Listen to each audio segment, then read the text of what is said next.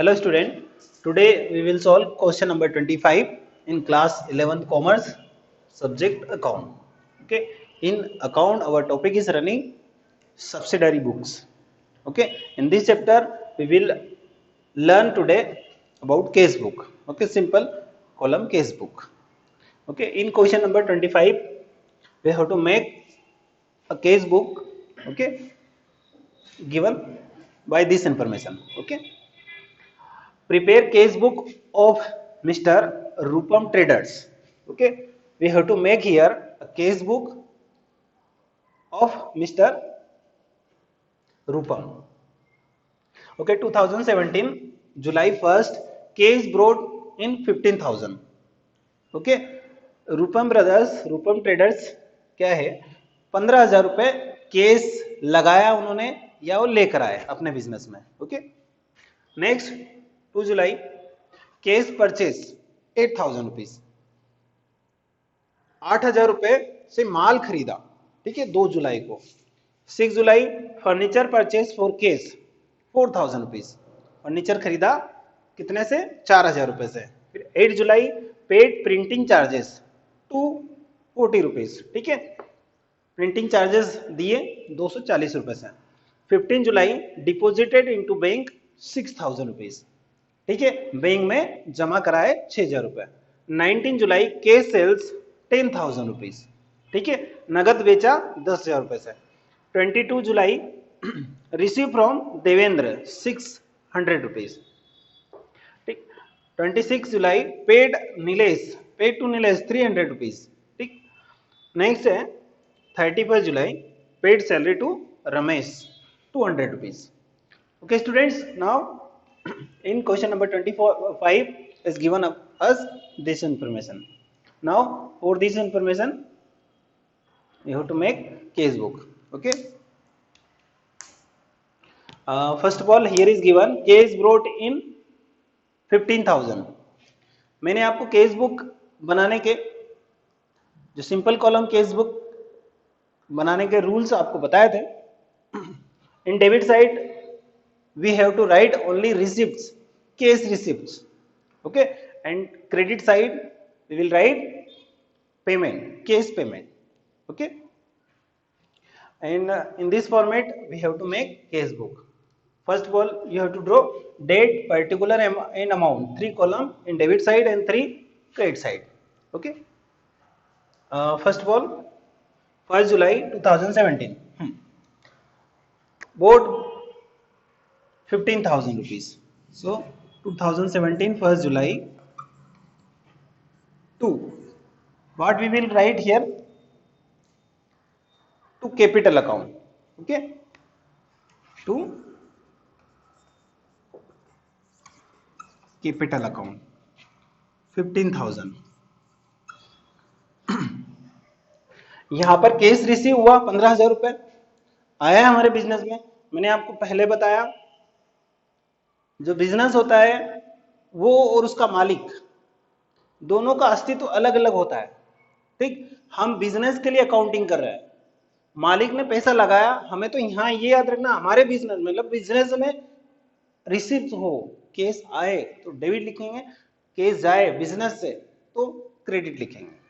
ठीक है, 15,000 rupees case receive हो रहा है हमें, मीन्स बिजनेस को किसने लगाया, मालिक ने. हम लिखेंगे कहां से आया पैसा, कैपिटल अकाउंट से. कितना, 15,000 रिसीव हुआ तो हमने डेबिट साइड में लिख दिया. Okay, next 2 July cash purchase 8,000 rupees.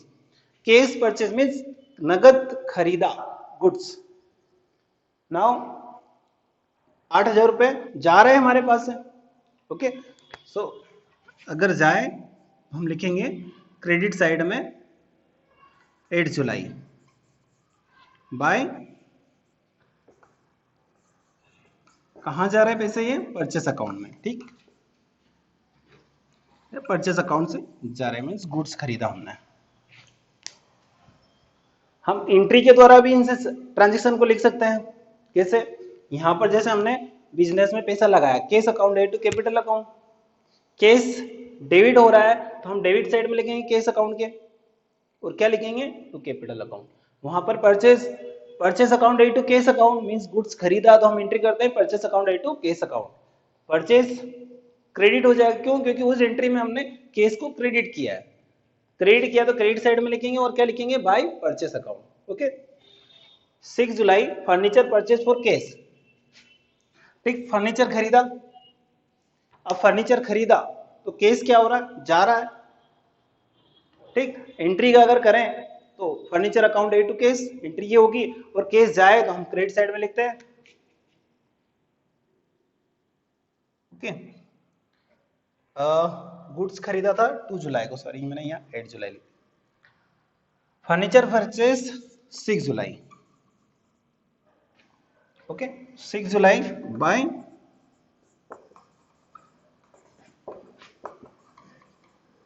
Furniture account.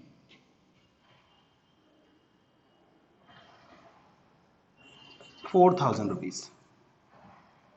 ठीक, पेमेंट अगर करेंगे तो हम पेमेंट साइड में लिखेंगे, फर्नीचर में पेमेंट किया अमाउंट लिखते। नेक्स्ट है 8 July paid printing charges. Printing charges फिर पैसा गया हमारा। एंट्री अगर करें तो printing charges account debit to cash account, और अगर डायरेक्टली आपको लिखना पेमेंट हो रहा है कितनी तारीख को? 8 जुलाई बाय प्रिंटिंग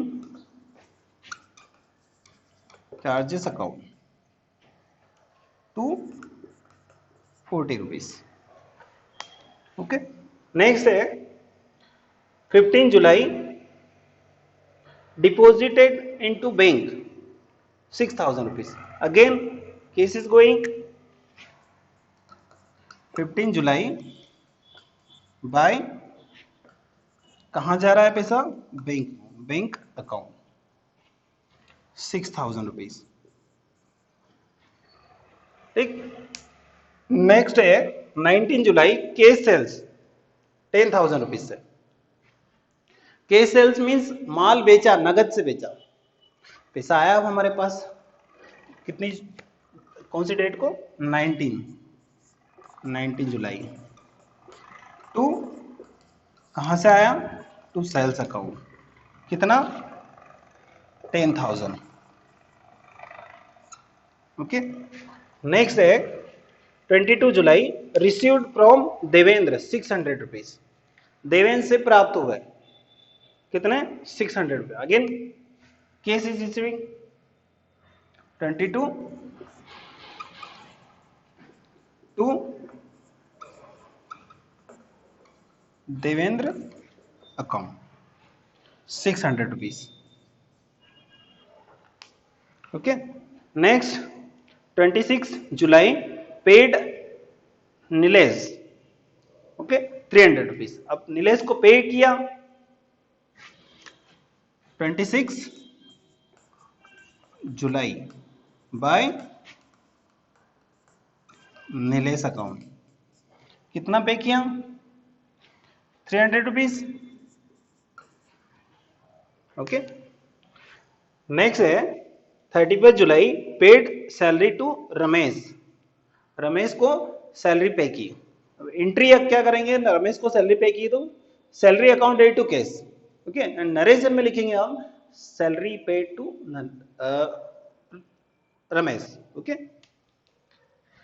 तो हम यहां लिखेंगे 31 July by salary account. Okay, ₹200। Students, हमें यहां पर जितना भी रिसीव हो रहा है वो डेबिट में लिखना रहता है, तो जितना पेमेंट कर रहे हैं वो क्रेडिट में। ठीक, ये केस बुक का सिंपल रूल है। ठीक, अगर आप डायरेक्टली लिखना चाहे, डायरेक्टली नहीं तो फिर जैसे मैंने लास्ट एंट्री आपको बताई बाय सैलरी। ठीक है, हमने रमेश को सैलरी दी। अगर एंट्री करें तो एंट्री क्या होती है? Salary account debit to cash. यहां रिसीवर को याद नहीं रखेंगे हम। एक्सपेंसेस हो रहा है हमारा indirect expenses. Indirect expenses means nominal account का रूल है, एक्सपेंसेस और लॉसेस को डेबिट करते हैं। ठीक है, अब हमने पे किया सैलरी के रूप में, रमेश को दिए पैसे, तो सैलरी हमारे लिए मायने रखेंगे अपना कि रमेश। तो हम सैलरी लिखेंगे, सैलरी एक्सपेंसेस है हमारा इनडायरेक्ट, तो हम salary account debit to cash, cash जा रहा है कहाँ पर, सैलरी में, तो हमने वो केस क्रेडिट किया था वहां पर, तो केस अकाउंट के क्रेडिट में लिखेंगे बाय सैलरी। ठीक है, अगर डायरेक्टली आप याद रखना चाहें तो जितनी पेमेंट होगी वो क्रेडिट साइड में, जितनी इनकम होगी रिसीव होगी वो डेबिट में। ठीक, और एंट्री से भी आप इसमें ट्रांजेक्शन को लिख सकते हो। ओके, इसके बाद में हमें डेबिट साइड का टोटल करना है और क्रेडिट साइड का टोटल करना है। ज्यादा वाले टोटल में से कम साइड का टोटल माइनस करना और कम वाली साइड में लिखना है। क्या लिखेंगे, बाय बैलेंस सीडी या टू बैलेंस सीडी। ठीक है, तो टोटल करते हैं यहाँ पर 10,000, 10,000 और 15,000, 25,000, 25,600 रुपए। डेबिट साइड का टोटल 25,600 रुपए। इधर 500, 6,500, 6,740 रुपए, 10,740, 18,740 रुपए। ठीक है, माइनस करेंगे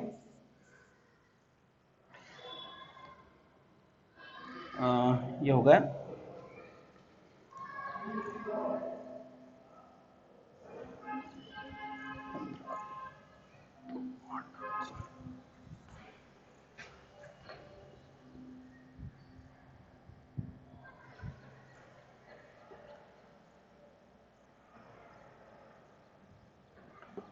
14 में से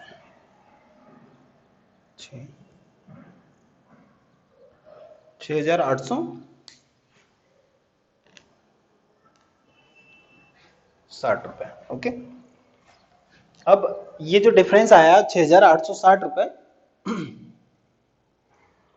मीन्स हमने डेबिट साइड का टोटल किया 25,600 और क्रेडिट साइड का टोटल 18,740 रुपए। ठीक, टोटल करना है सबसे पहले दोनों साइड का। अब ज्यादा किस साइड में आ रहा है, डेबिट साइड में। डेबिट वाले टोटल में से क्रेडिट वाला टोटल माइनस किया तो जो डिफरेंस आया, मैंने बोला कम वाली साइड में लिखना है, मीन्स अब क्रेडिट साइड में लिखा है ये 31 जुलाई को बाय बैलेंस सीडी 6,860 रुपए। टोटल कर देंगे 25,600। अब इधर भी हो जाएगा 25,600 रुपए।